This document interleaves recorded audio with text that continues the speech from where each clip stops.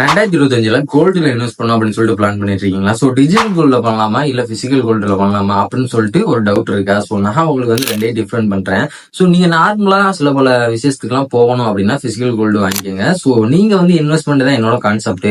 நான் மணி தான் ஏர்ன் பண்ணும் அப்படின்னு ஆசைப்பட்டீங்கன்னா டிஜிட்டல் கோல்டு பாத்தீங்கன்னா வந்து பெஸ்ட் ஆப்ஷன். ஓகே. சோ ரெண்டுக்குமே இப்ப பிசிக்கல் கோல்டு எடுத்துக்கிட்டீங்க அப்படின்னா அதாவது செய்கூலி சேதாரம் அது இதுன்னு சொல்லிட்டு 10% வரைக்கும் உங்ககிட்ட வந்து காசு வாங்குவாங்க. ஓகேவா? சோ இதே டிஜிட்டல் கோல்டு நீங்க இன்வெஸ்ட் பண்றீங்க அப்படின்னா 100 ரூபா உங்க கையில இருந்தா கூட நம்மளால ஸ்டார்ட் பண்ண முடியும். சோ எந்த ஒரு வேஸ்டேஜ் சார்ஜுமே இதுல கிடையாது. ஓகேவா? சோ எப்ப நினைச்சாலும் நீங்க நைட்டு தூங்கிட்டே இருக்கும்போது எந்திரிச்சு சடனா வந்து கோல்டு வைக்கணும் ஆசைப்பட்டீங்கன்னா கூட அப்ப கூட கோல்டு வைக்க முடியும். சோ அதனால டிஜிட்டல் கோல்டுக்கும் பிசிக்கல் கோல்டுக்கும் இவ்வளவு டிஃபரன்ஸ் இருக்கு. அதெல்லாம் நல்லா தெரிஞ்சுக்கிட்டு 2025 எதுல இன்வெஸ்ட் பண்ணணும் அப்படின்னு சொல்லிட்டு நீங்களே சூஸ் பண்ணுங்க.